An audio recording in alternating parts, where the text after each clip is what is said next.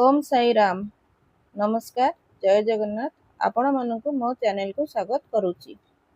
आज मु आपणଙ୍କୁ कहिबी कुंडली रे सप्तम भाव कौन ओ तार काम कौन। ज्योतिष शास्त्र रे सप्तम भाव को जय भाव कुआ जाए। यह मुख्यतः विवाह, जीवन साथी, व्यावसायिक साथी एवं समाज रे आपणकर प्रतिष्ठा को दर्शाए। यही भाव स्थिर करे कि आपणकर वैवाहिक जीवन केमिति हेबो एवं बाहर दुनिया सह आपणक संपर्क किपरि रहिबो। सप्तम भावर मुख्य कारक ग्रह हेउछंती शुक्र। शुक्र प्रेम एवं सौभाग्य दियंती। यह जीवन साथी स्वभाव, स्वास्थ्य एवं वैवाहिक सुख को दर्शाए। दैनंदिन व्यावसायिक कारक एवं पार्टनरशिप यही भावरु जना पड़े। समाज रे आपणकर प्रतिष्ठा एवं लोक माने आपणଙ୍କୁ केमिति देखंती ताहा एठारु जना जाए। कोर्ट केस एवं अन्य मानक सह हेउथुबा चुक्तिनामा एई भाव द्वारा नियंत्रित हुए। शुभग्रह सप्तम भाव रे बसिथिले की प्रभाव दियंती आसंतु जानिबा। सप्तम भाव रे गुरु, शुक्र किंबा बुध भली शुभग्रह थिले जीवन साथी बहुत स्नेही, बुद्धिमान एवं साहाय्यकारी होइथांती।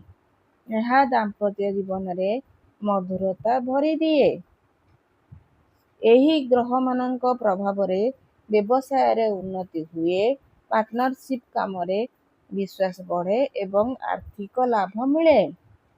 सप्तम भाव रे शुभ ग्रह थिबा व्यक्ति समाज रे बहुत लोकप्रिय हुअंती। लोक माने सेमानंकर कथा को गुरुत्व दियंती एवं सेमानंक व्यक्तित्व समस्तंकु प्रभावित करे। शुभ ग्रहर दृष्टि किंबा स्थिति जोगु बाहर दुनियार शत्रु माने शांत रुहंती एवं आईनगत मामला रे सहजरे समाधान मिली थाए। शुभ ग्रह बा पाप ग्रह सप्तम भाव रे बसिथिले की प्रभाव दियंती आसंतु जानिबा। सप्तम भाव रे शनि, मंगल, राहु किंबा केतु भली पाप ग्रह बा अशुभ ग्रह थिले जीवन साथी सह मतभेद एवं दूरता बढ़ी थाए। पाप ग्रहर प्रभाव रे जीवन साथी क्रोधी होइथांती किंबा सेमानंक स्वास्थ्य रे समस्या देखा देई पारे। यह मानसिक अशांतिर कारण होइथाए। व्यवसाय रे पार्टनरशिप रे धोखा मिलिबार भय थाए एवं आर्थिक क्षति होई पारे। पाप ग्रहर प्रभाव कम करिवा पई शनिवार एवं मंगलवार दिन हनुमान चालीसा पाठ करंतु। महाप्रभु जगन्नाथंकर शरण रे रहिले सबु विपद कटि जाए। हस्त ग्रह सप्तम भाव रे बसिथिले की प्रभाव दियंती आसंतु जानिबा। हस्त ग्रहर अर्थ जेतेबेले कौनसी ग्रह सूर्यंकर अति निकट को आसंती से निजर प्रभाव हराई बसंती। सप्तम भाव रे हस्त ग्रह थिले यह जीवन साथी र सहयोग एवं संपर्कर मधुरता को कम करी दिए। जीवन साथी स्वभाव रे अस्थिरता किंबा सेमानंकर स्वास्थ्य रे अवनति देखा दिए। पार्टनरशिप व्यवसाय रे सफलता पई बहुत अधिक परिश्रम करिबा को पड़े। हस्त ग्रहर शुभ फल पई सूर्य देवतांकु जल अर्पण करंतु एवं निज आत्मविश्वास बढ़ाइबा पई गायत्री मंत्र जप करंतु। ବକ୍ରୀ ଗ୍ରହ ସପ୍ତମ ଭାବରେ ବସିଥିଲେ କି ପ୍ରଭାବ ଦିଅନ୍ତି ଆସନ୍ତୁ ଜାଣିବା। ବକ୍ରୀ ଗ୍ରହର ଅର୍ଥ ଗ୍ରହ ଓଲଟା ଚାଲିବା ପରି ଦେଖାଯାଏ। ଏହାର ଅର୍ଥ ହେଉଛି ଅତୀତର କୌଣସି କାମ ବା ସମ୍ପର୍କ ଯାହା ଅଧୁରା ରହିଯାଇଛି ତାହା ପୁଣି ଥରେ ଆପଣଙ୍କ ସାମ୍ନାକୁ ଆସିବ। ସପ୍ତମରେ ବକ୍ରୀ ଗ୍ରହ ଥିଲେ ଜୀବନସାଥୀଙ୍କର ସ୍ୱଭାବ ବୁଝିବା କଷ୍ଟକର ହୁଏ। ବ୍ୟବସାୟରେ କୌଣସି ପୁରୁଣା ଡିଲ୍ ବା ପାର୍ଟନର ପୁଣି ଫେରିପାରନ୍ତି। ବକ୍ରୀ ଗ୍ରହର ଶାନ୍ତି ପାଇଁ ଧୈର୍ଯ୍ୟ ରଖିବା ଏବଂ ମହାପ୍ରଭୁ ଜଗନ୍ନାଥଙ୍କୁ ସମର୍ପଣ କରିବା ଉଚିତ। ଏହି ସମୟ ଆପଣଙ୍କୁ ନିଜ ଭୁଲ ସୁଧାରିବା ପାଇଁ ଏକ ଦ୍ୱିତୀୟ ସୁଯୋଗ ଦେଇଥାଏ। ସପ୍ତମ ଭାବରେ ଗୋଟେ ଶୁଭ ଗ୍ରହ କିମ୍ବା ଅଶୁଭ ଗ୍ରହ ସାଙ୍ଗରେ ଅସ୍ତଗ୍ରହ ବସିଥିଲେ କି ପ୍ରଭାବ ଦିଅନ୍ତି ଆସନ୍ତୁ ଜାଣିବା। ଯଦି ସପ୍ତମ ଭାବରେ ଗୋଟିଏ ଶୁଭ ଗ୍ରହ ଯେମିତିକି ଗୁରୁ ସହ ଅନ୍ୟ ଏକ ଅସ୍ତଗ୍ରହ ଥାଏ ତେବେ ଜୀବନସାଥୀ ଦେଖିବାକୁ ବହୁତ ଭଲ ଏବଂ ଜ୍ଞାନୀ ହୋଇଥାନ୍ତି, କିନ୍ତୁ ସେ ନିଜର ସମ୍ପୂର୍ଣ୍ଣ ସାହାଯ୍ୟ କରିପାରନ୍ତି ନାହିଁ। ଏହି ସ୍ଥିତି ସମ୍ପର୍କରେ ଗୋଟେ ଲୁଚକାଳି ଖେଳ ପରି ଅନୁଭବ ହୁଏ। ଅଶୁଭ ଗ୍ରହ ସାଙ୍ଗରେ ଗୋଟେ ଅସ୍ତଗ୍ରହ ଯେମିତିକି ଶନି କିମ୍ବା ମଙ୍ଗଳ ଭଳି ପାପଗ୍ରହ ସହ ମିଶି ଏକ ଅସ୍ତଗ୍ରହ ବସିଥାଏ ତେବେ ଏହା ଦାମ୍ପତ୍ୟ ଜୀବନରେ ଅତ୍ୟଧିକ ମାନସିକ ଚାପ ଏବଂ ଗୁପ୍ତ ଶତ୍ରୁତା ସୃଷ୍ଟି କରେ। ଅସ୍ତଗ୍ରହ ନିଜର ଶକ୍ତି ସୂର୍ଯ୍ୟଙ୍କୁ ଦେଇଦିଏ, ତେଣୁ ସପ୍ତମ ଭାବର ସଫଳତା ପାଇଁ ବହୁତ ସଂଘର୍ଷ କରିବାକୁ ପଡ଼େ।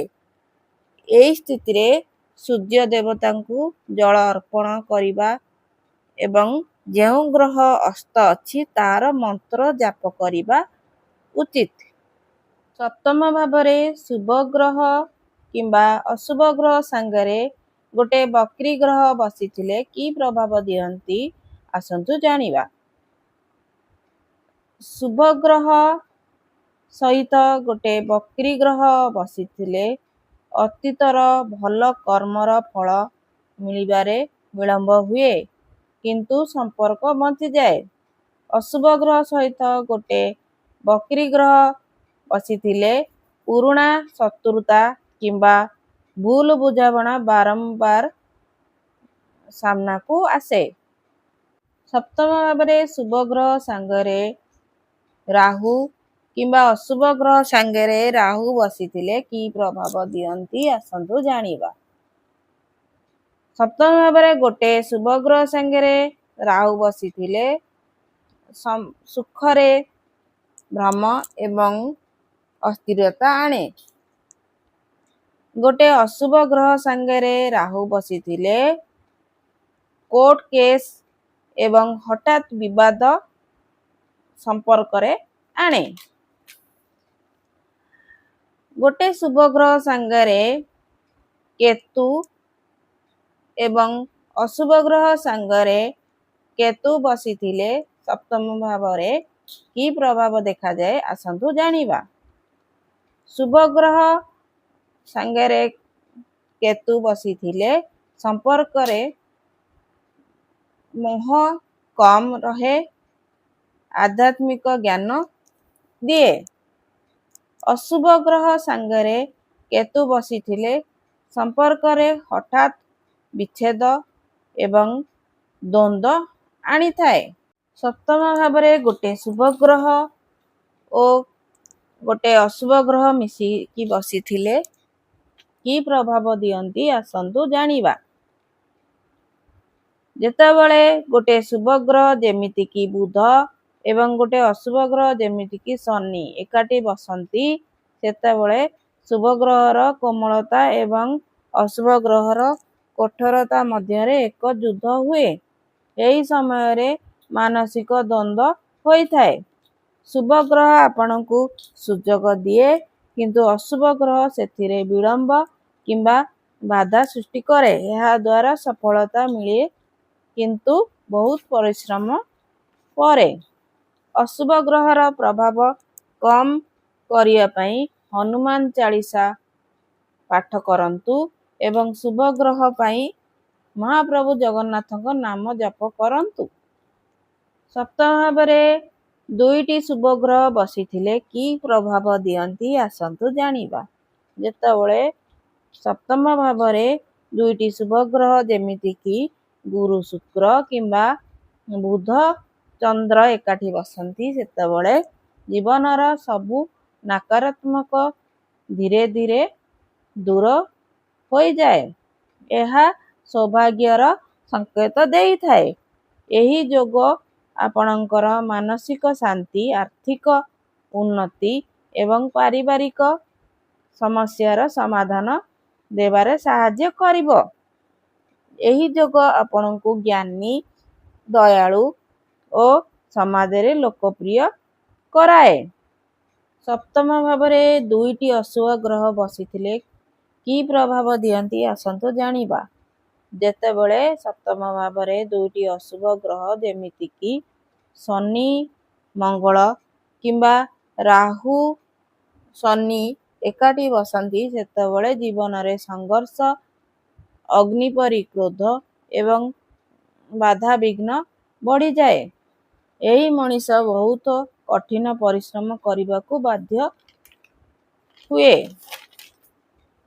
ଏହି ଯୋଗ ଯୋଗୁଁ ମାନସିକ ଅଶାନ୍ତି ଏବଂ ସମ୍ପର୍କରେ ହଠାତ୍ ତିକ୍ତତା ଆସିପାରେ। ଏହି ଶକ୍ତିକୁ ଶାନ୍ତ କରିବା ପାଇଁ ହନୁମାନ ଚାଳିଶା ପାଠ କରିବା ଏବଂ ମହାପ୍ରଭୁ ଜଗନ୍ନାଥଙ୍କର ନାମ ଜପ କରନ୍ତୁ। ଯଦି ଆପଣଙ୍କର ନିଜ ଜାତକ ଓ ଗ୍ରହ ଦଶାର ନିଖୁଣ ବିଚାର କରିବାକୁ ଚାହୁଁଛନ୍ତି ତେବେ ମୋ ସହିତ ସମ୍ପର୍କ କରନ୍ତୁ। ଆପଣଙ୍କୁ ଯଦି ମୋ ଚ୍ୟାନେଲ ଭଲ ଲାଗୁଛି ଲାଇକ୍ କରନ୍ତୁ, ସେୟାର କରନ୍ତୁ ଆଉ ସବସ୍କ୍ରାଇବ୍ କରନ୍ତୁ। ଆପଣଙ୍କ ଦିନ ମଙ୍ଗଳମୟ ହେଉ। ଜୟ ଜଗନ୍ନାଥ। ଧନ୍ୟବାଦ।